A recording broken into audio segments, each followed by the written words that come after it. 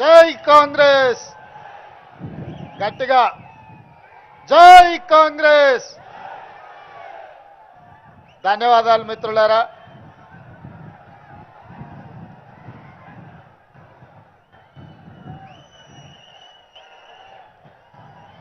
July 4, 2006 నాడు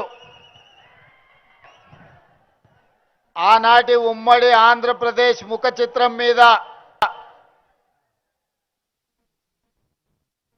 ఈ మిడ్జిల్ మండల ప్రజలు సువర్ణ అక్షరాలతో ఒక చరిత్రను లిఖించిన రోజు. 20 సంవత్సరాల తర్వాత 2026 సంవత్సరం అదే తారీఖు జూలై 4 నాడు మీ అభిమాన నాయకుడు, నా ప్రియ మిత్రుడు జనంపల్లి అనిరుద్ధ్ రెడ్డి జడ్చర్ల ఎమ్మెల్యే గారు ఆత్మీయ సమ్మేళనాన్ని ఏర్పాటు చేసి ఆనాడు మీరు నాటిన మొక్క ఈనాడు తెలంగాణ రాష్ట్రానికి వృక్షమై దశ దిశ నిర్దేశం చేసే అవకాశాన్ని మీరు అందించినందుకు కృతజ్ఞత తెలియజేయడానికి ఇంత అద్భుతమైన సమావేశాన్ని ఏర్పాటు చేసినందుకు మిత్రుడు అనిరుద్ధును మనస్ఫూర్తిగా అభినందిస్తున్నా. ఈ కార్యక్రమంలో నాతో పాటుగా మరో ముఖ్య అతిథులుగా ఉప ముఖ్యమంత్రి వర్యులు మిత్రులు పట్టి విక్రమార్క గారిని, ఈ జిల్లా నుంచి ప్రాతినిధ్యం వహిస్తున్న సహచర మంత్రివర్గ సభ్యులు పెద్దలు జూపల్లి కృష్ణారావు గారిని, ఇదే జిల్లా నుంచి ప్రాతినిధ్యం వహిస్తున్న మరో సహచర మంత్రివర్గ సభ్యులు మిత్రులు వాకిటి శ్రీహరి గారిని, అదేవిధంగా మీ అభిమాన నాయకులు, ఈ ప్రాంతంలో శాసనసభ్యుడుగా పార్లమెంటు సభ్యుడిగా మల్లు అనంతరాములు గారి వారసుడుగా ఈనాడు పేదలకు సేవలు అందిస్తున్న నాగర్ కర్నూల్ పార్లమెంట్ సభ్యులు డాక్టర్ మల్లు రవి గారిని, అదేవిధంగా మాజీ పార్లమెంట్ సభ్యులు ప్రభుత్వ సలహాదారులు పెద్దలు జితేందర్ రెడ్డి గారిని, అదేవిధంగా రాజ్యసభ సభ్యులు మిత్రులు వేం నరేందర్ రెడ్డి గారిని, అదేవిధంగా దేవరకద్ర శాసనసభ్యులు మిత్రులు మధుసూదన్ రెడ్డి గారిని, కల్వకుర్తి శాసనసభ్యులు మిత్రులు కసిరెడ్డి నారాయణ రెడ్డి గారిని, షాద్నగర్ శాసనసభ్యులు ఈర్లపల్లి శంకర్ గారిని, నా సొంత గ్రామానికి శాసనసభ్యులైన అచ్చంపేట శాసనసభ్యులు డాక్టర్ వంశీ కృష్ణ గారిని, అదేవిధంగా వనపర్తి శాసనసభ్యులు మేఘారెడ్డి గారిని, పరిగి శాసనసభ్యులు రామ్మోహన్ రెడ్డి గారిని, జూబ్లీ హిల్స్ శాసనసభ్యులు నవీన్ యాదవ్ గారిని, మాజీ శాసనసభ్యులు ఏఐసిసి కార్యదర్శి ప్రియమిత్రులు సంపత్ కుమార్ గారిని, స్పోర్ట్స్ చైర్మన్ శివసేనారెడ్డి గారిని, మరో చైర్మన్ మాజీ ఉమ్మడి జిల్లా పార్టీ అధ్యక్షులు ఒబేదుల్లా కోత్వాల్ గారిని, మరో కార్పొరేషన్ చైర్పర్సన్ సరితా తిరుపతయ్య యాదవ్ గారిని, వివిధ కార్పొరేషన్లకు సంబంధించిన చైర్మన్లు, కాంగ్రెస్ పార్టీకి సంబంధించిన అందరు జిల్లా ఉమ్మడి జిల్లా సీనియర్ నాయకులు, జిల్లా కలెక్టర్లు, పోలీసు ఉన్నతాధికారులు, వివిధ శాఖలకు సంబంధించిన అధికారులతో పాటు నా ప్రాణ సమానులైన మెడ్జల్ మండల యొక్క సోదరి మనులు వేలాదిగా ఈరోజు ఇక్కడికి తరలి వచ్చి మా సోదరుడు, మా మిత్రుడు, మా సహచరుడు మాతో పాటు గ్రామాలు తిరిగి తండాలు పర్యటించి ఈ ప్రాంత సమస్యలు తెలిసిన మేము ఎప్పుడైనా అన్నా అని పిలుచుకునే మా రేవంత్ అన్న వచ్చిండు కలవాల్సిందే అని చెప్పి నాడు వేలాదిగా మీరు వచ్చి ఒక పక్కన ఉరుములు ఉరిమిన పిడుగులు పడిన ఈ వాన తుఫాన్ అయినా కలిసి తీరవలసిందే, ఈ సమావేశాన్ని దిగ్విజయం చేయవలసిందే అని ఒక గుండె ధైర్యంతో మీరందరు ఇక్కడికి వచ్చినందుకు మనస్ఫూర్తిగా ధన్యవాదాలు, కృతజ్ఞతలు తెలియజేస్తున్నా. మిత్రులారా, మన ప్రాంతానికి ముఖ్యంగా ఈ మెడ్చల్ మండలం కల్వకుర్తి ప్రాంతానికి, అచ్చంపేట ప్రాంతానికి ఒకనాడు గొప్ప నాయకులు, ఈ జిల్లాకు ఒక గొప్ప నాయకత్వ బాధ్యతను నిర్వహించిన చరిత్ర ఉన్నది. నిజాం సర్కార్ నుండి స్వతంత్రం వచ్చిన తర్వాత హైదరాబాద్ రాష్ట్రానికి మొట్టమొదటి ముఖ్యమంత్రిగా మన జిల్లా బిడ్డ బూర్గుల రామకృష్ణారావు గారు మొదటి ముఖ్యమంత్రిగా మన జిల్లాకే అవకాశం వచ్చింది.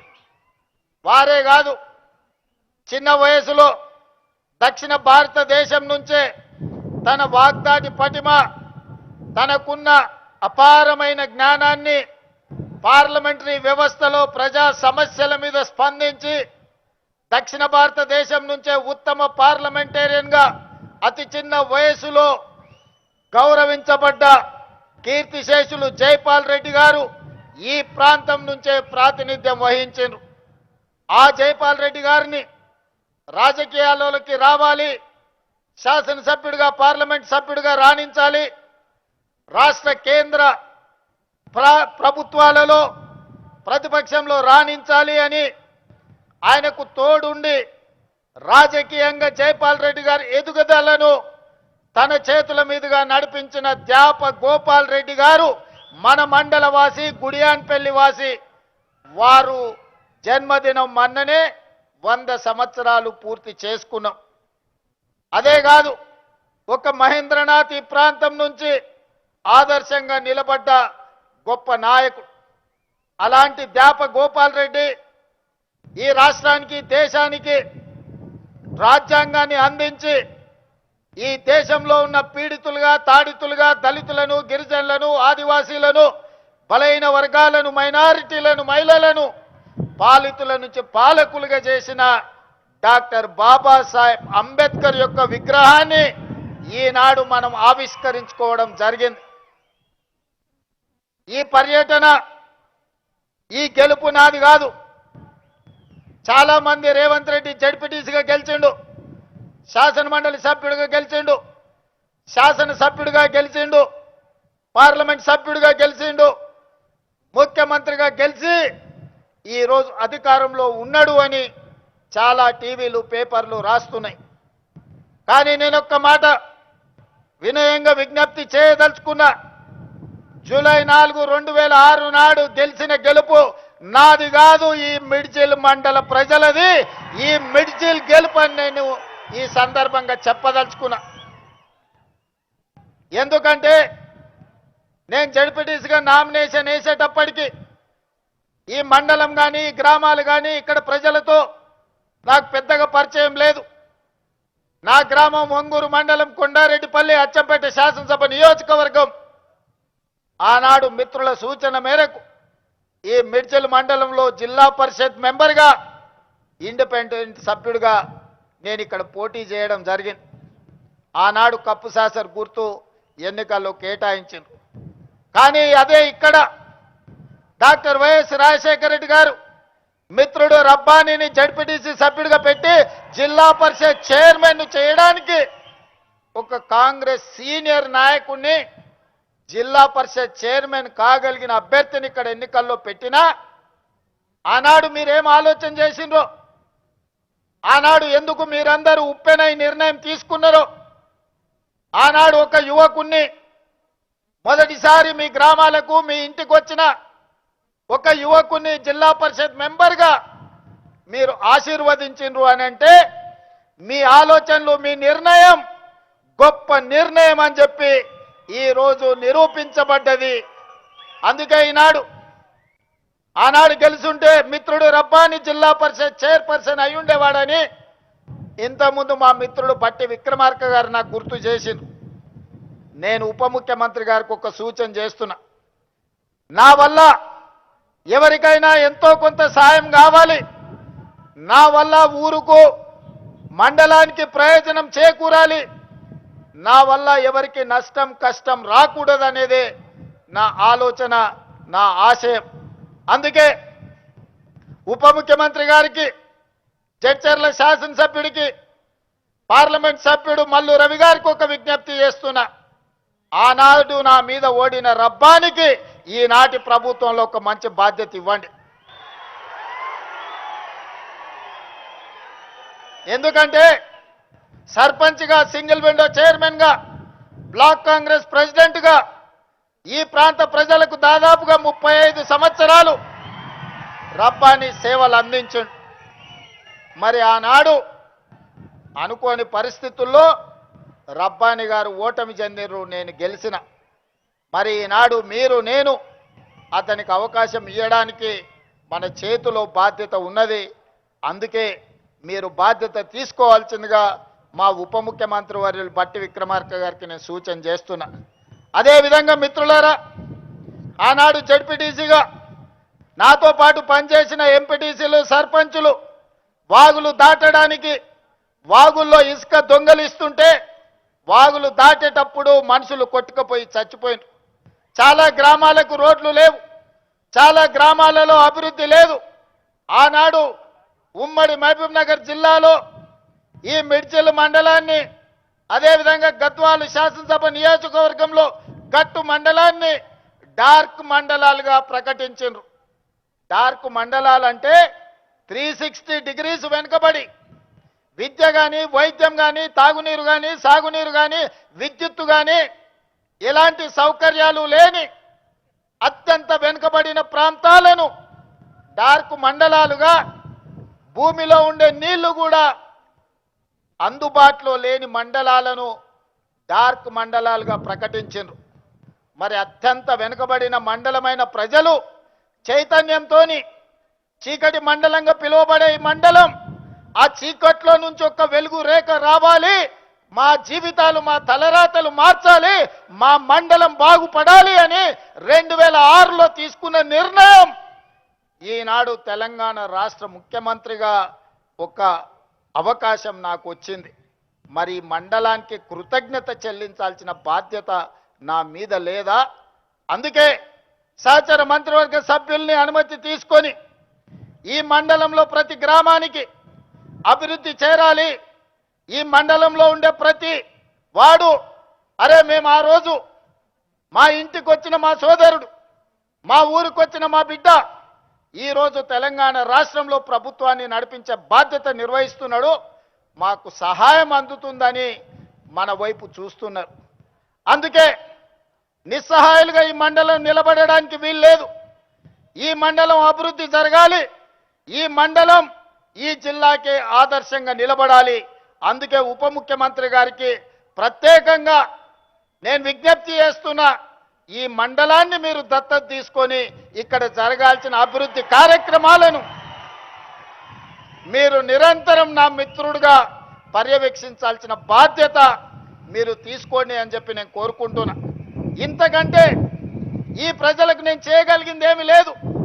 నాకు బాధ్యత వచ్చి ఉండొచ్చు, నేను ఎమ్మెల్సీ అయి ఉండొచ్చు, 2 సార్లు ఎమ్మెల్యే అయి ఉండొచ్చు, ఒకసారి పార్లమెంట్ సభ్యుడు అయి ఉండొచ్చు, Congress party working president, Congress party president, ఈనాడు మీ అందరి సహకారంతో తెలంగాణ రాష్ట్ర ముఖ్యమంత్రిగా బాధ్యతలు నిర్వహిస్తున్నా. ఇంతకంటే ఈ రాష్ట్రంలో కాంగ్రెస్ పార్టీ దగ్గర, తెలంగాణ ప్రజల దగ్గర నాకు అవకాశం ఇవ్వడానికి, నాతో పనులు చేయించడానికి వాళ్ళ దగ్గర ఇంకా ఏమీ లేదు ఇవ్వడానికి. వాళ్ళు ఉన్నదంతా సర్వం నాకు ఇచ్చిండ్రు. ఇవాళ నన్ను పెంచి పోషించారు. అందుకే ఆనాడు మొక్క నాటిన ఈ మండలానికి మిడ్జిల్ని తీర్చిదిద్దాల్సిన బాధ్యత నా మీద ఉన్నది. వీళ్ళ సోదరుడుగా ఈ మండలాన్ని అభివృద్ధి పదం వైపు నడిపించాల్సిన అభివృద్ధి చెందిన మండలంగా ఇది డార్క్ మండలం కాదు. ఈ ప్రాంత ప్రజలకి వెలుగు రేఖలు వచ్చినాయి. ఈ ప్రాంతం అభివృద్ధి చెందింది అని చెప్పి ప్రభుత్వ లెక్కలలో తేలాలి. దానికి మీ వంతు సహకారం కావాలి అని చెప్పి మిత్రుడు బట్టి విక్రమార్క గారికి నేను విజ్ఞప్తి చేస్తున్నాను. మిత్రులారా, మీరు ఆలోచన చేయండి. ఎమ్మెల్సీగా, ఎమ్మెల్యేగా 2 సార్లు, పార్లమెంట్ సభ్యుడిగా ఈ 20 సంవత్సరాలు 2006 జూలై 4న మీరు బాధ్యత ఇస్తే 20 ఏళ్లలో ఏ ఒక్క రోజు నేను సెలవు తీసుకోలే. నా స్వార్థ ప్రయోజనానికి నాకు ఇచ్చిన అవకాశాన్ని దుర్వినియోగం చేయలేదు.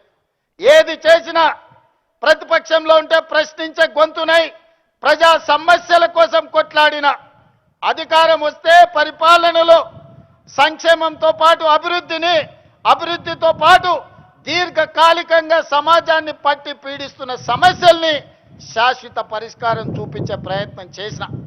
ఆనాడు నాతో పనిచేసిన ఎంఆర్పిఎస్ మిత్రులు చాలా మంది ఉన్నారు. 40 సంవత్సరాల వర్గీకరణ రావణ కాష్టాన్ని నాకు అవకాశం వచ్చినెంబడే ఈరోజు మాదిగ ఉపకులాల వర్గీకరణ చేయడం జరిగింది. అదేవిధంగా మా బలైన వర్గాల సోదరులు గొర్రెలకు, బర్రెలకు, చివరికి కోడి పిల్లలకు కూడా ఈ రాష్ట్రంలో, ఈ దేశంలో లెక్కలు ఉన్నాయి. మరి 50% ఉండే మా బలహీన వర్గాల లెక్కలు ఈ దేశంలో ఎందుకు పెట్టరు, ఎందుకు లెక్క గట్టరు అని అడిగితే 100 ఏండ్ల సమస్య. ఆనాడు 1931 బ్రిటిషర్స్ లెక్క పెడితే 100 ఏళ్ల బలహీన వర్గాల లెక్కలు పెట్టిన ప్రభుత్వమే లేదు.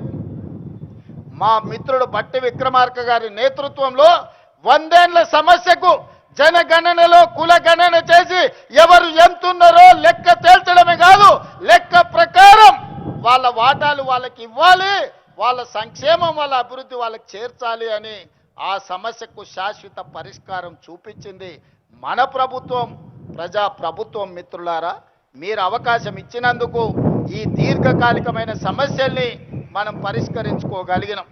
చాలామంది ఏం చేస్తాడయ్యా, అచ్చంపేట అడవుల్లో నుంచి వచ్చిండు, ఆయన గతం అనుభవం లేదు, ఆయన ప్రభుత్వాన్ని నడపలేదు, వాళ్ళ తాత ముత్తాతలు దొరలు కాదు, వాళ్ళ గడీలు లేవు, ప్రజల మీద పెత్తనం చెలాయించేది ఆయనకు రాదు అని అవహేళన చేసిరు.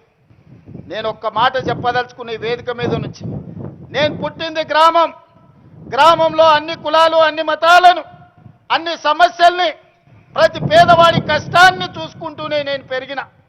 వ్యవసాయం తెలుసు, దుక్కి దున్నడం తెలుసు, ఇత్తనం వేయడం తెలుసు, భూమికి విత్తనానికి ఉన్న బంధం ఏందో పేదవాడికి, పరిపాలన చేసేవాడికి ఉండవలసిన అవగాహన ఏదో అవగాహనతోని గ్రామీణ ప్రాంతంలో పెరిగిన. రాష్ట్రం అంటే, దేశం అంటే ఎక్కడో లేదు, గ్రామాల సమూహమే తెలంగాణ రాష్ట్రం. 12,000 పైచలకు గ్రామ పంచాయతీలు అంటేనే తెలంగాణ రాష్ట్రం. 6 లక్షల పైగా ఉండే ఈ మొత్తం ఈ దేశంలో అన్ని గ్రామాలు, చిన్న పల్లెలు కలిస్తేనే ఈరోజు భారతదేశం. సమస్యలు ఎక్కడుంటాయి, సమస్యలు ఎక్కడ పరిష్కరించాలి, ఈ అవగాహన గడీలలో ఉన్న దొరలకు లేకపోవచ్చు. గ్రామంలో సమస్యలు పరిష్కారం అయితే మండలం పరిష్కారం అయినట్టే, మండలంలో సమస్యలు పరిష్కారం అయితే నియోజకవర్గంలో పరిష్కారం అయినట్టే, నియోజకవర్గాలలో పరిష్కారం అయితే జిల్లాలో పరిష్కారం అయినట్టే, జిల్లాల సమస్యలు పరిష్కారం అయితే రాష్ట్ర సమస్యలు పరిష్కారం అయినట్టే, అన్ని రాష్ట్రాలలో సమస్యలు పరిష్కారం అయితే దేశం అభివృద్ధి చెందినట్టే. ఇప్పుడు చెప్పండి మిత్రులారా, కొండారెడ్డిపల్లిలో దళితులు, గిరిజనులు, బలహీన వర్గాలు, మైనారిటీలు, మహిళలు, పేదవాడి మధ్యలో పెరిగిన నేను, పేదల సమస్యలు తెలిసిన నేను ఆ సమస్యకు పరిష్కారం కనిపెట్టలేనా, పరిపాలన నేను అందించలేనా? పాలమూరు బిడ్డలు పరిపాలనకు పనికిరారా? తట్ట పనికి మనమే కావాలి, పార పనికి మనమే కావాలి, పలుగు పనికి మనమే కావాలి, పార పనికి మనమే కావాలి, పరిపాలనకు మాత్రం పాలమూరు బిడ్డ వద్దనే దురహంకారాన్ని బొందబెట్టాల్సిన బాధ్యత ప్రతి పాలమూరు బిడ్డ మీద లేదా అని నేను ఈరోజు మీకు విజ్ఞప్తి చేయదలుచుకున్నా. మిత్రులారా, అహంకారానికి కూడా అత్తుంటది, అహంభావానికి కూడా ఒక అవకాశం ఉంటుంది. అహంకారం అహంభావం పెట్టేగిపోయి గద్దరన్నను గడిల ముందల 4 గంటలు ఎర్రటెండ కూర్చోబెట్టినోని ఇవాళ మనం క్షమించాలనా? ఇవాళ ఒక్కసారి ఆలోచన చెయ్యండి. యుద్ధ నౌకై పేదల గలమై తెలంగాణ రాష్ట్ర సాధనలో సమిదైన గద్దరన్న కలవడానికి వస్తే నీ గడి ముందల 4 గంటలు ఎర్రటెండకు నిలబెట్టినావు కదా, నీకు ఉరి శిక్ష వేసిన తక్కువ నాన్నే నీడున్న సోదరులు నేను అడగదలుచుకున్నా. ఇవాళ నేను మిమ్మల్ని అడుగుతున్నా, ఈ ప్రభుత్వంలో అడిగిన వాళ్లకు రేషన్ కార్డు ఇచ్చిన మాట వాస్తవం కాదా? రేషన్ కార్డు ఉన్న ప్రతి వాడికి సన్న బియ్యం ఇచ్చిన మాట వాస్తవం కాదా? ఆనాడు 4.5 లక్షల ఇందిరమ్మ ఇల్లు నియోజకవర్గానికి 3,500 ఇండ్లు ఇచ్చిన మాట వాస్తవం కాదా? ఇవాళ అదనంగా మళ్ళీ 2,000 ఇండ్లు మంజూరు చేసిన మాట వాస్తవం కాదా ప్రతి నియోజకవర్గానికి? అదేవిధంగా 200 యూనిట్లు ఉచిత కరెంటు, ఆడబిడ్డల ఆర్టీసీలో ఉచిత ప్రయాణం, 21,000 కోట్ల రూపాయల రైతు రుణమాఫీ, 36,000 కోట్ల రూపాయల రైతు భరోసా, 80,000 కోట్ల రూపాయలు ఓట్లు కొనడానికి నిధులు ఖర్చు పెట్టి ఉచిత విద్యుత్తు కోసం 30,000 కోట్ల రూపాయలు వ్యవసాయానికి బట్టి గారు ఖర్చు పెట్టిన మాట వాస్తవం కాదా? 1,76,000 కోట్ల రూపాయలు ఈ చివరి ఇప్పుడు వేసే రైతు భరోసాతోని ఈ 30 నెలల్లో మా ప్రభుత్వం ఖర్చు పెట్టింది. సరాసరిన 5,600 కోట్లు ప్రతి నెల మేము ఖర్చు పెడితే 10 ఏళ్లలో మీరు ఖర్చు పెట్టింది ఏందో లెక్కలు తేల్చండి. మొన్నటికి మొన్న మా జూపల్లి గారు సవాలు విసిరిండ్రు. 70,000 కోట్ల రూపాయల అప్పున్న రాష్ట్రాన్ని మిగులు బడ్జెట్ 16,000 కోట్ల రూపాయలతో మీకు అప్పచెప్తే 8,21,000 కోట్ల రూపాయల అప్పులు చేసిరు. 20 లక్షల కోట్ల రూపాయల బడ్జెట్ మీ చేతులకు వచ్చింది. నేను అడుగుతున్న చంద్రశేఖరరావు గారిని, సంవత్సరానికి 2 లక్షల డబుల్ బెడ్రూమ్ ఇల్లు కట్టినా 10 ఏళ్లలో 20 లక్షల పేదలకు ఇల్లు కట్టించేవాళ్ళు. నేను ఇక్కడికి వచ్చిన మా అక్కల్ని మా సోదరుని అడుగుతున్నా, మీ ఊర్లలో కేసీఆర్ ఎవరికైనా డబుల్ బెడ్రూమ్ ఇల్లు ఇచ్చిండా? ఇచ్చిండా? దళితులకు 3 ఎకరాల భూమి ఇచ్చిండా? ఇంటికో ఉద్యోగం ఇచ్చిండా? 1 ఎకరాలకు నీళ్లు వారిచ్చిండా? 1,00,000 కోట్లు పెట్టి కట్టిన కాళేశ్వరం 3 ఏళ్లలో కూలేశ్వరం అయ్యింది. 1,00,000 కోట్లు గోదావరి పాలైనాయి. ఇది కేసీఆర్ పరిపాలన. ఇవాళ వాళ్ళ కొడుకు వాళ్ళ అల్లుడు గల్లీ గల్లీ తిరుగుతున్నారు, గద్దల్లాక ఊరు మీద తిరుగుతున్నారు. రావాలి రావాలి అని. ఎవరయ్యా రావాలి అని నేను అడిగిన. అంటే పాపాల భైరవుడు ఫామ్ హౌస్లో బంధించిన పాపాల భైరవుడు మళ్ళా బయటికి రావాలని. తెలంగాణ ఉద్యమంలో అప్పులను తప్పులను అబద్ధాలను తెలంగాణ రాష్ట్రం కోసం ప్రజలు మన్నించారు. తెలంగాణ రాష్ట్రం వచ్చినాక 10 ఏళ్ళు అధికారం ఇచ్చిండ్రు. 10 ఏళ్లలో ఆయన చేసింది ఇసుక దోపిడీకి అడ్డం పడ్డ నేరల్ల దళితులను లారీలు ఎక్కి తొక్కిచ్చిండు. పండించిన పంటకు గిట్టుబాటు ధర అడిగితే ఖమ్మం జిల్లాలో గిరిజనులకు బేడీలేసి జైల్లోకి తీసుకెళ్ళాడు.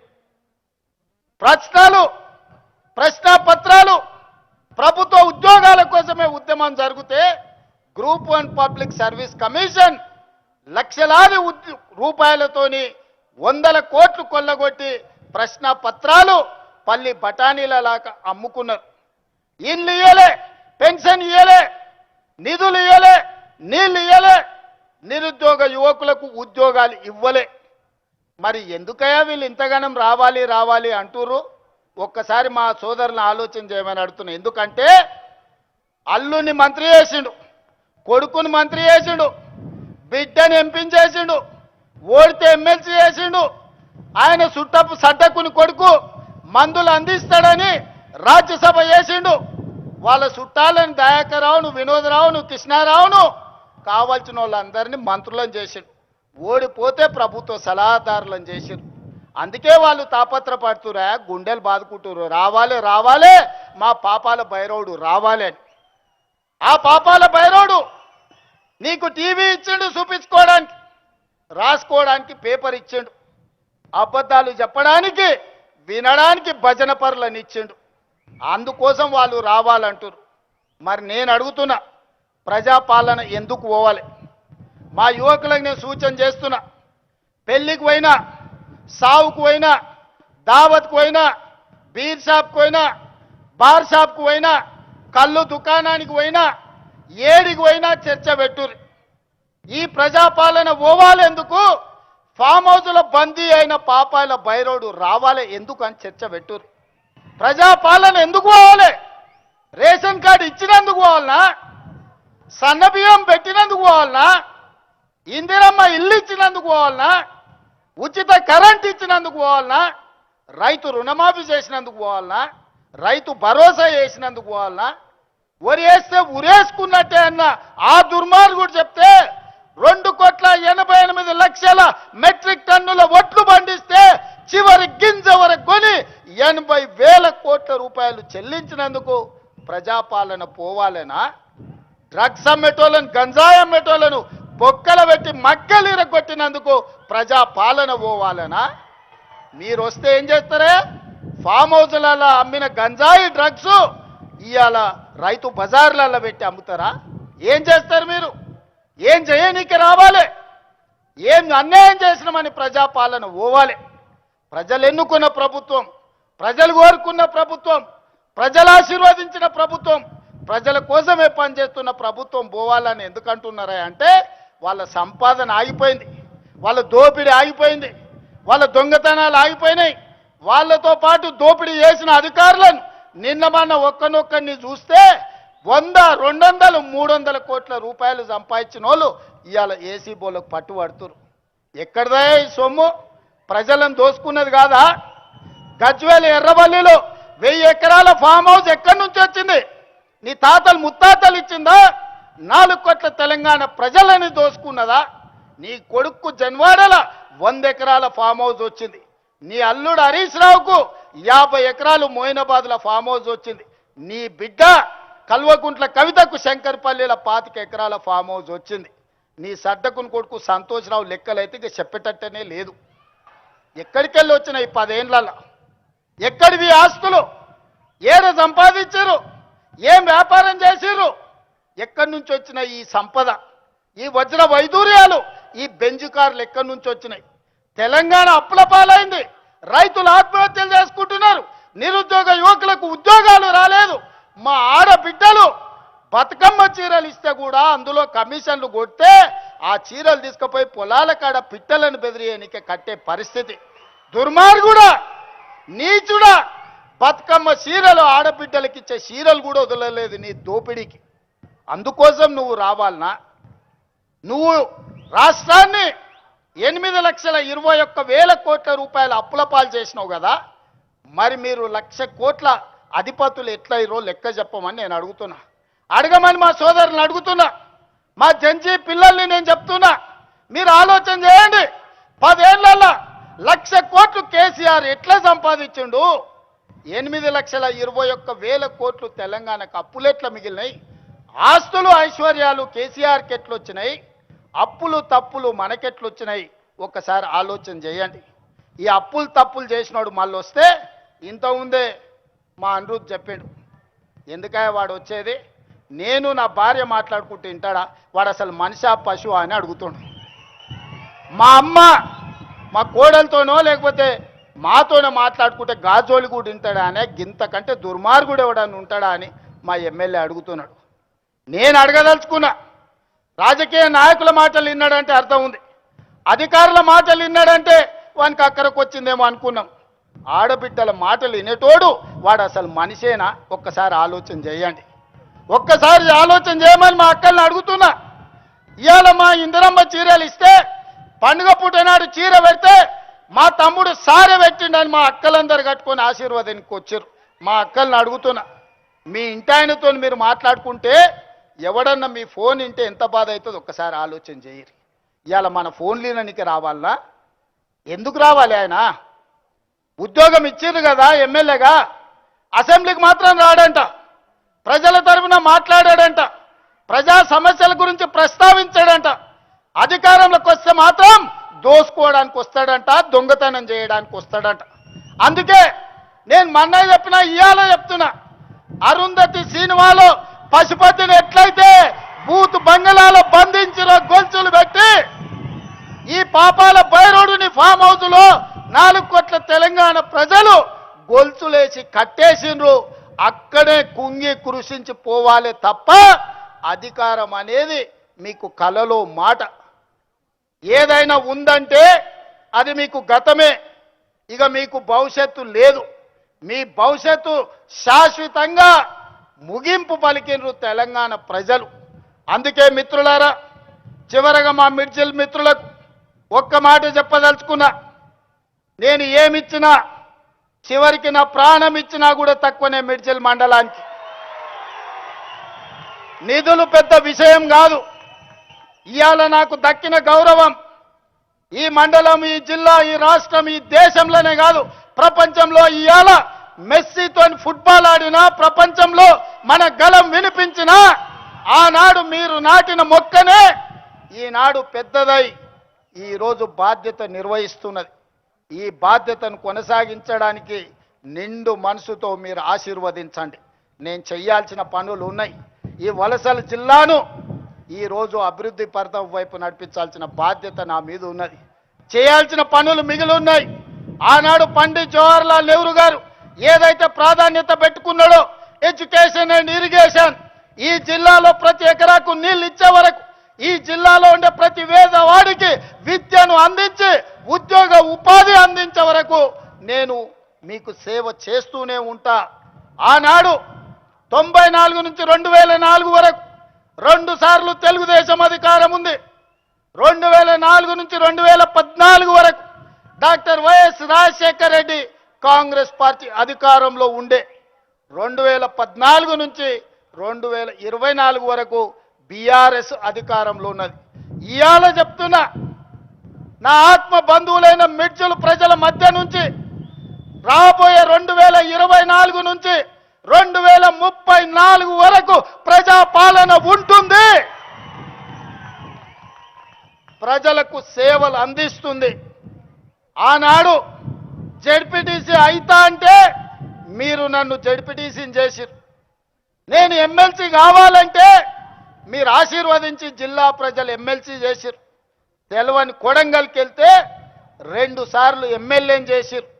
అక్కడ కష్టం వస్తే మల్కాజ్గిరి పార్లమెంట్లో ఎంపీని చేసిరు. కాంగ్రెస్ పార్టీ కార్యనిర్వాహక అధ్యక్షుడిని చేసిరు. 4 కోట్ల తెలంగాణ ప్రజలు 2వ తెలంగాణ ముఖ్యమంత్రిగా చేసిరు. ఇదంతా మీ ఆశీర్వాదం.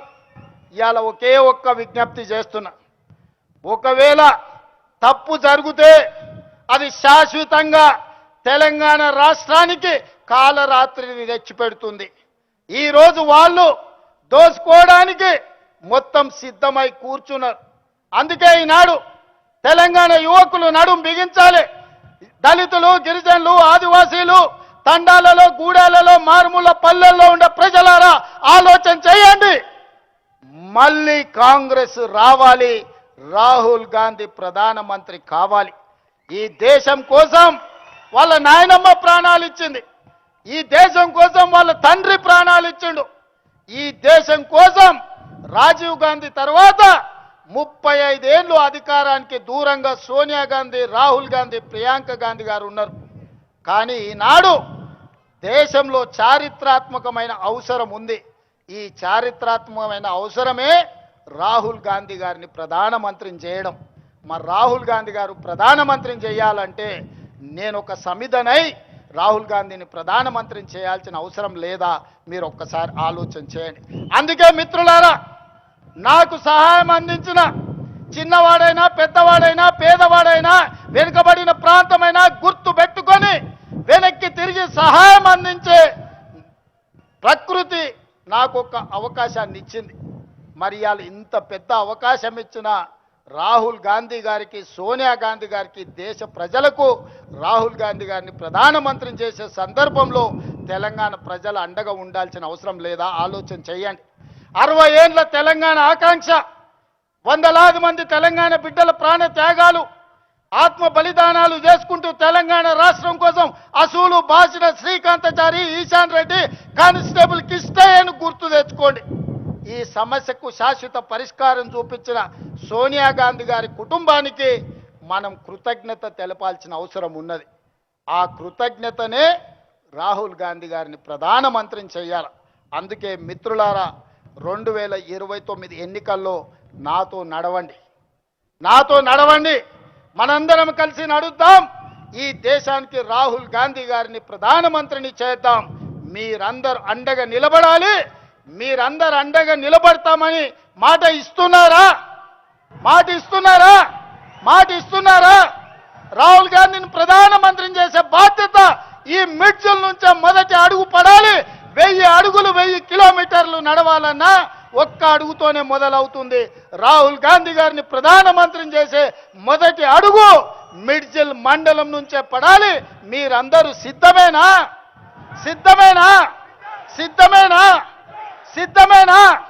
వేదిక మీద ఉన్న మా సోదరులు సిద్ధమైతే అందరూ లేచి నిలబడి పిడికిలు ఎత్తండి. జై కాంగ్రెస్, జై కాంగ్రెస్, జై సోనియమ్మ, జై సోనియమ్మ. ధన్యవాదాలు మిత్రులారా.